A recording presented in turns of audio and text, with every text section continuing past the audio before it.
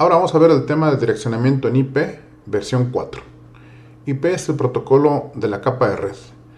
Existen dos versiones principales, el protocolo IP versión 4 y el protocolo IP versión 6. En este curso vamos a ver cómo se realiza el direccionamiento en la versión 4 de IP.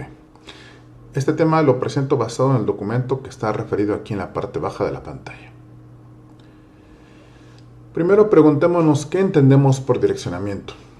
Si a nosotros nos invitan a una fiesta, necesitamos la dirección para poder llegar al lugar a donde se va a realizar la fiesta.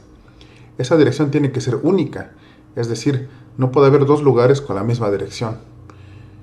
El direccionamiento en IP está basado entonces en el mismo razonamiento.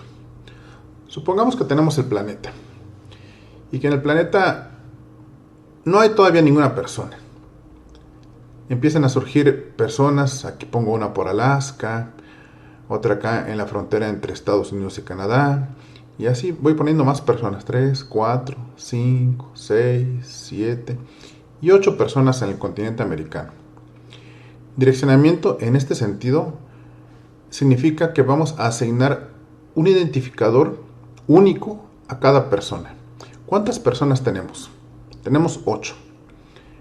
Si pensamos en números binarios, con los cuales se maneja el direccionamiento en IP, entonces preguntémonos de cuántos bits necesitamos para asignar un identificador a cada una de estas 8 personas. Podemos numerarlas desde el 0 hasta el 7, por ejemplo, y con ello entonces representarlas unívocamente a cada una de ellas. Como son 8 personas, entonces requerimos solamente de 3 bits. Pero evidentemente el número de personas puede ir creciendo. Entonces aquí pongo otras más en Europa y en África también. De manera que alcanzamos un total de 16 personas. Ahora ya 3 bits no van a ser suficientes, sino requerimos 4 bits para representar exactamente a 16 personas. Bueno, en el contexto de IP, el direccionamiento va a significar exactamente lo mismo. Cada interfaz que se conecta a Internet tiene que tener una dirección IP única en todo el planeta. Una interfaz, en este contexto, lo vamos a entender como una tarjeta de red. Aquí les pongo una tarjeta de Ethernet, por ejemplo. Entonces, vamos a ver cómo se realiza el direccionamiento en IP versión 4. En los 80s, en la década de los 80 del siglo pasado, sucedió un fenómeno que se le conoció como la explosión de Internet. Esto llevó a problemas de escalamiento con el protocolo IP versión 4. ¿Cómo sucedió? Aquí a la derecha pongo el formato del datagrama del protocolo IP. Entre varios campos vemos que hay uno de la dirección IP fuente y otro de la dirección IP destino. Y vemos que cada campo de dirección, tanto fuente como destino, consta de 31 dígitos. Aquí está mal, aquí tendría que ser 31, desde el 0 hasta el 31. 32 dígitos, 32 bits. Entonces, el campo de dirección de IP versión 4 es de 32 bits. Y esto ha llevado al problema de agotamiento de direcciones. Preguntémonos por qué. Ahorita voy a poner aquí un número que nos puede dar una idea. Entonces, con esto el problema de encaminamiento al interior de proveedores de servicio y entre proveedores de servicio se complica también. 2 a la 32 es igual a 4.294.967.296 direcciones posibles. En los 80s se pensó que este número de direcciones sería suficiente para toda la existencia de la humanidad. Sin embargo, eso se desmintió muy rápido. Entonces, de estos 4 billones y fracción de direcciones IP, con los 32 dígitos de los cuales se dispone con el protocolo IP versión 4, además se usaba ineficientemente el espacio de direccionamiento. ¿Qué quiere decir? Que pues no todas las direcciones podían utilizarse. Entonces, se tuvo un uso ineficiente del espacio de direccionamiento debido a que una porción considerable de ese espacio no puede usarse. Esta gráfica señala los números de red o las direcciones de red asignadas hasta 1995. Las direcciones IP en ese entonces se clasificaban en 3 categorías distintas: clase A, clase B y clase C, que estoy por definir. En el eje de las X tenemos los años desde 1983 hasta 1995, y en el eje de las Y tenemos el número de redes en miles. Entonces creció hasta 70.000 el número de redes de clase C, y vemos que el número de redes de clase A es muy inferior comparado con las otras dos clases B y C. Aún así vemos que las redes de clase C crecieron exponencialmente. También las redes de clase B. Si tuviéramos esto en otra escala, veríamos igualmente que las redes de clase A crecieron bastante. El crecimiento fue enorme en el número de redes en el planeta en este periodo de tiempo. Entonces, eso provocó como consecuencia que rápidamente las direcciones IP versión 4 se fueran agotando. Esto también evidentemente provocó que las tablas de ruteo o de reexpedición fueran creciendo. Vemos aquí una gráfica tomada del documento que mostré al inicio de la presentación. En el eje de las X tenemos los años desde 1990 hasta 1995, y en el eje de las Y tenemos los elementos en las tablas de encaminamiento en miles. Vemos cómo crecieron desmesuradamente, de manera exponencial. Entonces, Internet estaba creciendo de manera muy rápida. Los 4 billones y fracción de direcciones IP que se pueden tener con el protocolo IP versión 4 fueron rápidamente insuficientes. Como decía inicialmente, las direcciones IP se clasificaron en 3 distintas en clases A, B y C. Entonces, insistir que cada interfaz, cada tarjeta de red que se conecta a Internet debe tener una dirección IP única. Preguntémonos, ¿cuántas direcciones IP deben ser asignadas a un ruteador? Un ruteador tiene varias interfaces de red. Esto es pregunta para responder en clase. En una dirección IP de 32 bits hay dos componentes, un componente de red y un componente de estación, como ilustro aquí. Entonces, estos son los 32 bits de la dirección IP versión 4. En la primera parte vamos a tener el número de red, y en la segunda parte vamos a tener el número de estación. O bien también podemos decir que la primera parte consiste del prefijo de red y la segunda parte consiste del número de estación. Todas las estaciones que pertenezcan a una misma red van a compartir el mismo prefijo o el mismo número de red. Y es lo que pongo aquí. Todas las estaciones en una red comparten el mismo prefijo. Sin embargo, deben tener un número único de estación para distinguirse entre ellas. También dos estaciones en diferentes redes tienen prefijos distintos porque están en distintas redes, pero pueden tener el mismo número de estación. Entonces, como veíamos, inicialmente hubo 3 clases básicas de direcciones. Al origen, de hecho, hubo 5. En este curso describo solamente las A, B y C. Y estas fueron así para representar redes de distintos tamaños: clase A, clase B y clase C. De los 32 dígitos, de los 32 bits de la dirección IP, la clase A comienza de esta manera. Aquí están los dígitos desde el 0 hasta el 31. La clase A, en su primer dígito, siempre tiene un 0. Los primeros 8 dígitos corresponden al número de red o al prefijo de red, y los siguientes 24 dígitos corresponden al número de estación. A esto se le conoce en la jerga de las redes como prefijos /8. ¿Por qué? Porque hay 8 dígitos para el prefijo de red. La clase B comienza con sus dos primeros dígitos con 1 y 0, es decir, con respecto de la clase A, este 0 es empujado a la derecha a una posición y aquí ingresa un 1. Entonces la clase B se distingue porque siempre comienzan con un 1 y con un 0.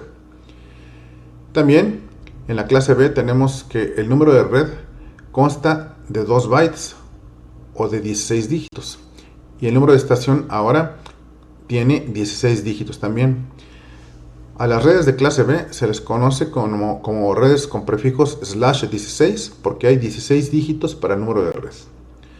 Finalmente, las redes de clase C toman los dos primeros dígitos de la clase B, 1, 0, los empujan a la derecha a una posición e insertan aquí un 1. De manera que las redes de clase C tienen sus primeros dígitos siempre con 1, 1, 0. Los primeros 24 dígitos corresponden al número de red, siempre comenzando con 1, 1, 0. Y los últimos 8 dígitos son para el número de estación. Consecuentemente, puesto que las redes de clase C tienen 24 dígitos para el número de red, se les conoce a estas como redes con prefijos /24. Entonces, con respecto a las clases básicas de direcciones, tenemos que la clase A tiene un máximo de 2 a la 7 redes. Hay dos direcciones IP que están reservadas. Vamos a ver por qué se representan así las direcciones IP. La dirección 0000 está reservada para la ruta o por el camino por defecto. Y la 127.000 está reservada para algo que se conoce como el bucle local. Hay un máximo de 2 a la 24 menos 2 estaciones por red. Si hay todos ceros, como veremos, significa que nos estamos refiriendo a esta red en particular. Y si hay todos unos, en el campo de estación nos referimos a que es una dirección de difusión. Estos no pueden asignarse específicamente a una dirección IP porque tienen un significado especial. Las redes de clase B pueden tener hasta 2 a la 14 redes y 2 a la 16 menos 2 estaciones por red como máximo. Y las redes de clase C hasta la 2 a la 21 redes y 2 a la 8 menos 2 estaciones por red como máximo. Del 100% de los 4 billones y fracción de las direcciones IP versión 4 disponibles, ¿cuáles son las porciones que se le asigna a cada una de las clases? La clase A se lleva aproximadamente el 50% del espacio. La clase B aproximadamente el 25% y la clase C aproximadamente el 12.5% del espacio. Entonces nos preguntamos, ¿qué le pasa al otro 12.5%? Bueno, a esto me refiero a que hay una buena porción del espacio de direccionamiento que es desperdiciado. Y entonces rápidamente el direccionamiento por clases se fue desechando, porque el tener esta clasificación rigurosa de clases hace perder direcciones IP. Ahora veamos algo que es más cercano a las personas, a los humanos, la notación decimal con puntos. Las computadoras evidentemente manejan números binarios, pero nosotros como personas mayormente manejamos el sistema decimal. Entonces las notaciones decimales con puntos son para facilitar la lectura de las direcciones IP. Los 32 bits se dividen en 4 porciones, cada porción de un byte, o sea de 8 dígitos. Entonces aquí tenemos un ejemplo, tenemos una dirección IP en su forma binaria, los 32 dígitos, pero los 32 dígitos se agrupan en cuatro partes, cada una de 8 dígitos o de un byte. Aquí tenemos el primer byte, el segundo byte, el tercer byte y el 4 byte. Entonces, una dirección IP, versión 4, consta de 4 bytes, y entonces el primer byte se convierte a su equivalente en decimal. Este número 10010001, si ustedes toman en este momento una calculadora que convierta de binario a decimal, conviértanlo y vean que es 145. Lo mismo para el siguiente número, aunque este visualmente es más claro. Este es el 10, el siguiente es el 34 y el último es el 3. De tal manera que esta dirección en binario, con notación decimal con puntos, es 145.10.34.3. En este curso vamos a utilizar ambas notaciones en este tema.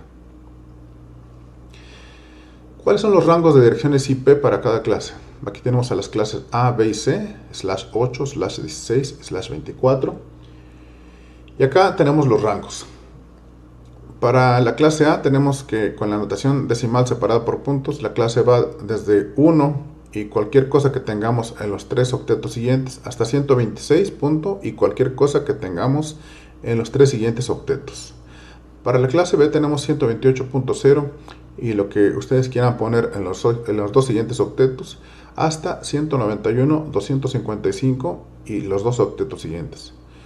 Finalmente, para la clase C tenemos 192.00 y el último octeto hasta 223, 255, 255, 255 y el último octeto.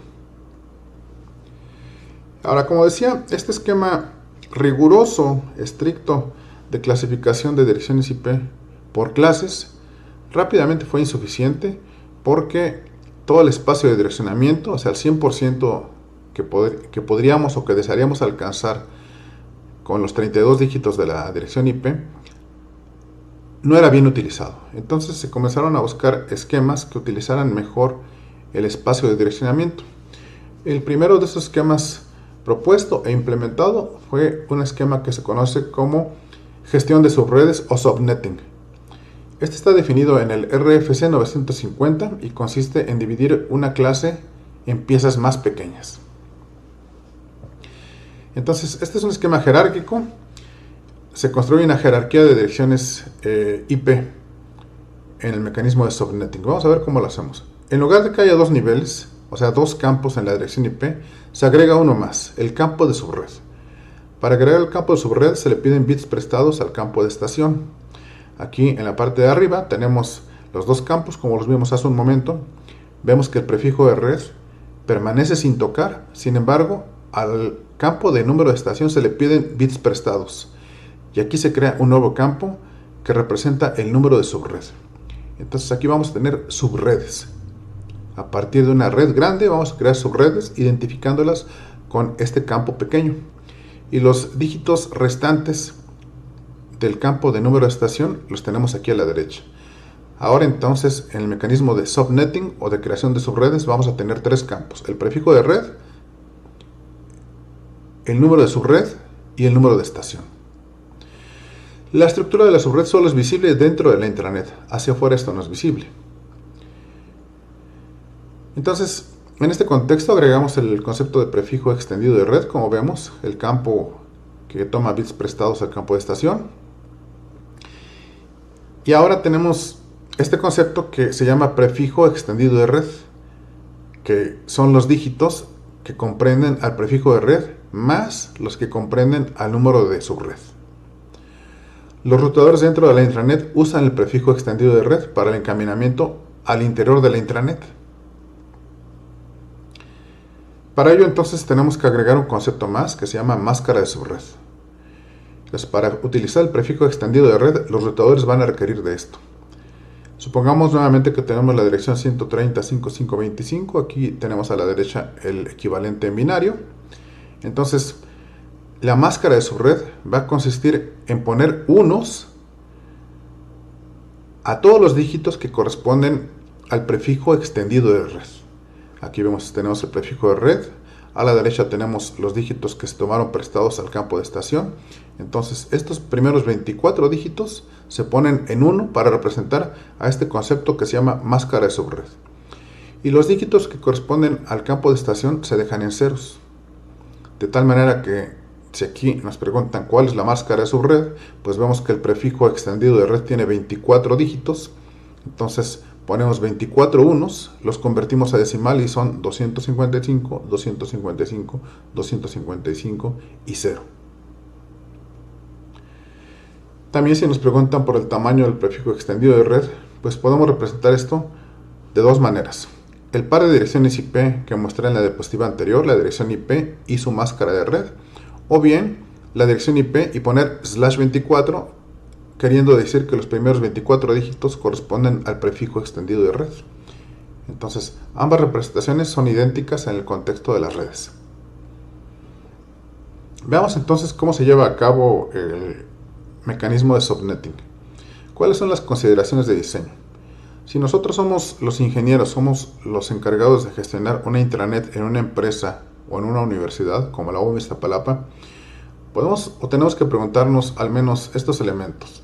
¿Cuántas subredes se necesitan en el presente? ¿Cuántas se necesitarán en el futuro? ¿Cuántas estaciones hay en la subred más grande actualmente? ¿Y cuántas estaciones se necesitarán en la subred más grande en el futuro? De tal manera que tenemos que tener en consideración las necesidades futuras, al menos a corto y a mediano plazo, que podrían surgir. Las redes crecen, entonces si uno va adquiriendo experiencia en este contexto, va a ser siempre mejor tomar unos bits adicionales prestados al campo de estación que quedarse con el número justo. En este curso nos interesa comprender el concepto. Si alguien de ustedes llega a trabajar como ingeniero de red, evidentemente va a adquirir experiencia en esto. Entonces vamos a ver un ejemplo. Este ejemplo está también descrito en el documento de 3Com que señalé al inicio de la presentación y dice lo siguiente. Dice, a una organización se le ha asignado la dirección de red 193.110/24, o sea, los primeros 24 dígitos corresponden al prefijo de red. Y se necesita definir 6 subredes. Se requiere que la subred más grande albergue a 25 estaciones.